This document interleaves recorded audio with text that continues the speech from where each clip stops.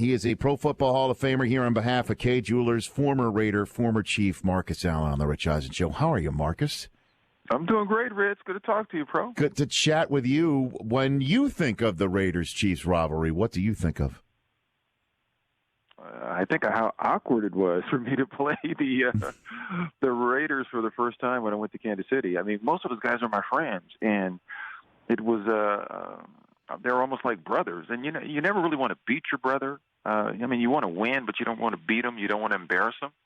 Mm-hmm. And so I was really in an awkward position when I was playing against them. But it's one of the things that I guess it's not often talked about, but it's not something that you find easy to do, especially when you care about guys.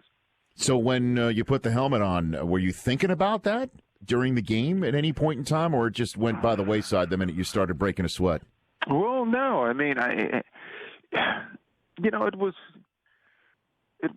different. I mean, I didn't try to cut very many people and stuff, but if you were my friend, I stayed up on. I try to stay up top on you. Nice. You know what I mean? I mean, I thought about all that stuff. I never wanted to hurt any of my guys, so it may be a little different. I was playing another opponent that I didn't know well or didn't care about. I mean, I always cared about guys, but I mean, you just competed at such a high level. It was just really weird playing against the Raiders my first time out. Or did you just want to stick it to Al Davis in the worst way, and you forgot about the whole stuff at that point? No, I just wanted to win. That's all I did. You know what I mean? I just wanted to win, get off the field, and go back to practice a couple of days later, and move on to the next game. I think a lot more people put the emphasis on that than I did, but I just wanted to win. That's all. Well, we in the media, Marcus, we like stirring it up. You know that. You know that. Well, I believe you, Rich. You're a man of integrity. I am a man of integrity, but, I mean, this is truly one of the more fascinating stories, I think, of the last part of the 20th century in the National Football League, with all honesty. I mean, you're one of the all-time greats. Raider fans loved you. Then you go to Kansas City, and then you're on the other side of this long-standing rivalry with Al Davis in the middle of the whole thing. Did you ever fully bury the hatchet with Al at all, come close to it before he passed away, Marcus? No, I didn't. Never had a conversation with him. But as of right now, everything is great because my relationship has always been great with Mark Davis and his mother Carol. So they invited me back to light the torch for Al a couple of years ago, and I took advantage of the opportunity. So everything has been great since. So I never understood what exactly happened there. It just happened, and I tried to move on and do the best I possibly can with the new team that I was with. So, but the things that are really taking place now, I mean, really sort of overshadows that. I mean, when I look at these two teams, and for the first time in a long time, both teams are playing well. And I've always said the Raiders are when the Raiders are playing at the top of their game, and when they're in the playoff picture, the league is better, in my opinion. It just makes them a better, just makes it a better league. And the fact that Kansas City's been on a roll, the fact that Kansas City beat them in Oakland, and now, to me, this is the first playoff game. This is really going to be a playoff atmosphere, and it's going to be a game that I'm going to be watching with great interest to see how well the teams do. Yeah, you know how passionate the fan bases are. I mean, and Derek Carr being called a little bit of a throwback for throwing deep, and Jack Del Rio going for two instead of trying to tie a game and rolling the dice, throwing deep, baby, just win, baby, the whole thing. Do you look at this team and see some of your championship years from the Raiders in this team? Offensively, I certainly do. Defensively, I'm not quite sure. I think they need to tighten up a few things, and that's the big difference. Everybody talks about the Raiders when we won the Super Bowl. One of the things that we had was really an overwhelming defense. Defense wins championships. When I look at this team, they give up a lot of plays on the back end, which they have to stop doing.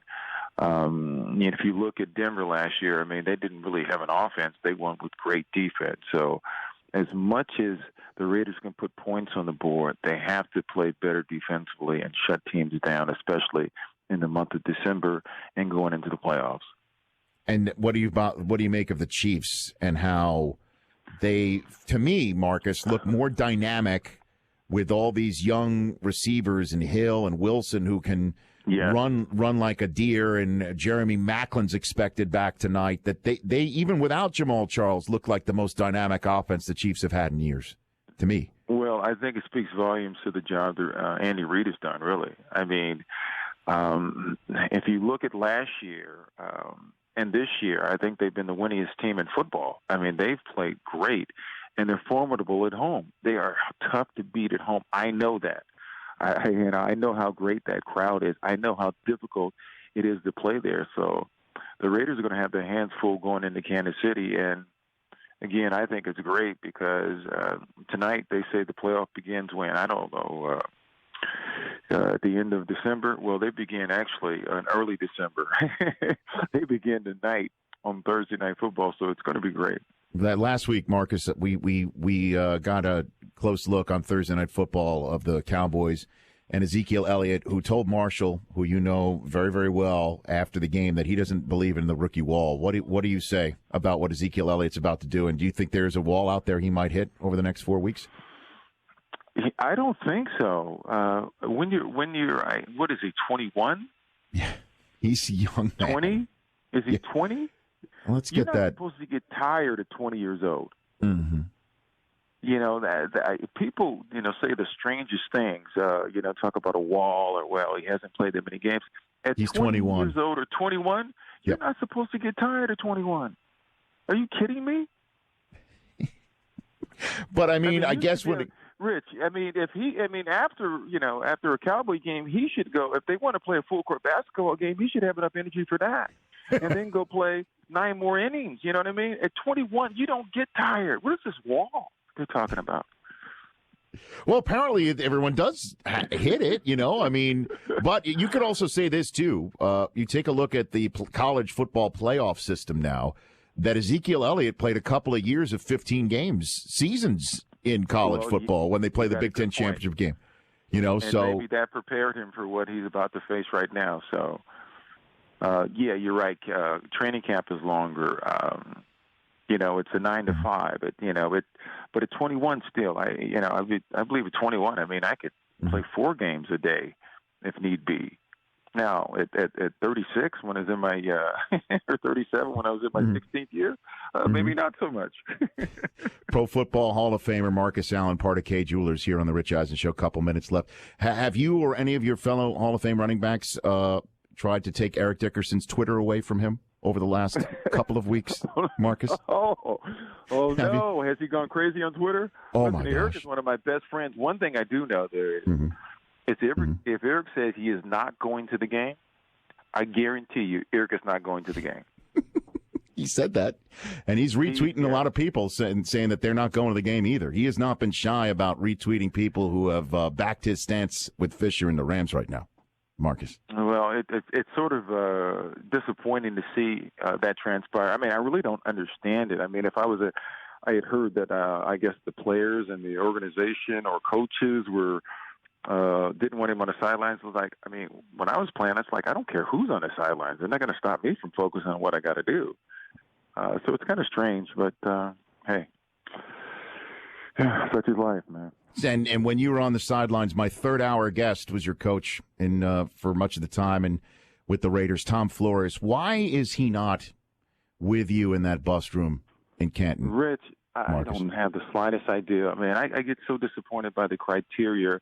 He should have been at least on 2 levels. One as a coach with 2 Super Bowl wins, and then even as a contributor. And now I understand they split those up, which makes it even more difficult. But you think about the first Mexican American to play quarterback, one of the first, and then the first head coach. Then the first general manager, and then first president. Those are groundbreaking, accomplishments. And I don't understand why. It's getting more and more frustration to see people, I think, especially if you, either coached in the past or played in the past, get overlooked for, I guess, a little more hype today.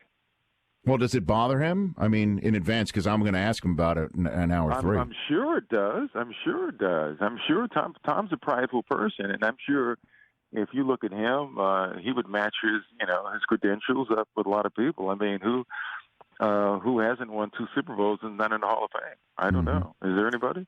2 Super Bowls not in the Hall of Fame. I mean, Shanahan's not there yet. I'm trying to think just off the top of my head who has also won 2 Super Bowls and not in there yet. There aren't many. It's a small list. Aren't many. You are correct. What are you doing with Kay Jewelers, Marcus? You just hanging out with these folks? First of all, listen, I'm going to tell you about Kay Jewelers, right? They're the number one jewelry store in America. The official jewelry store of the Pro Football Hall of Fame. They make the most dynamic rings. Our rings are fabulous, right? And they're in their 100th anniversary year, all right? And they've also celebrating their 18th year partnering with St. Jude's Research Hospital as one of the largest corporate supporters. I mean, over 18 years of donating money to St. Jude's, which is great. But they have developed a fun way to help us raise money for this great organization. All you have to do, and this is important, Rich, because I need you to do this. Okay. Because everybody says, Rich will not do this. And I said, no, I know Rich. Come on. Rich will do this. Let me tell you what. One thing about Rich is he's a stand-up guy, and he will do things for charity that he normally won't do. Certainly for St. Jude. Rich, right? I run the 40 for St. Jude. So what else can I do here? He ran the 40 for St. Jude. Obviously, it looked like you almost pulled two hamstrings, but listen, you were great. You were great, right? Yes. So I want you to join me and visit. You don't have to visit Kay Jewelers, but on your Facebook or Twitter, post a video where you're singing the jingle using the hashtag Sing for St. Jude donation. For every video posted, $100 will be made to St. Jude for a total of $50,000. Okay? Fantastic. So all I have to do is just post myself singing "Every Kiss Begins with K." Right. Hashtag you and I it. are going to do it now. Absolutely. You and I are going to do it now. That's what I'm going to say, Rich. And Rich, you're going to count down, okay? Okay. Should I now take a video of me doing this, and this is what I post? We can do it. Yeah, or you can. How about you take a video? You take. Well. All right, you take a video of you doing Rich, it. Right. Yeah. I will take a video of me doing it, and you take a video of yourself doing it. Okay. Very and good. we can post. All right. All right. Hold on a minute. You're going to count it down. You're going to say 3, 2, 1. Okay. I'm not exactly camera ready for this right now, but I'll do it. Okay. Okay. Here we go. I'll give you a little time to get ready, Okay. man. 'Cause Here I am. Listen, I told people Rich will do this. He's my. Okay. Yeah. No. I just did my hair for it. Don't worry. Here we go. Okay. You just did his hair for it. Okay. Here we go.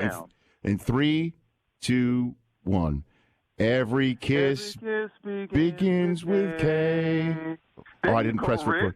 I didn't press record. Let's do that one more time. Great harmony there, guys. Press record. You got to do it again. 3, 2, 1. Every kiss begins with K. Okay. Wow. That's good, Rich. I'm very proud of you. Thank you. Thank you. Thank you. People at St. Jude, thank you, my man. All right? Always. Marcus, I thank you.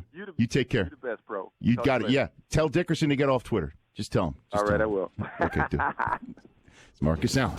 The Rich Eisen Show, weekdays at noon Eastern on Audience.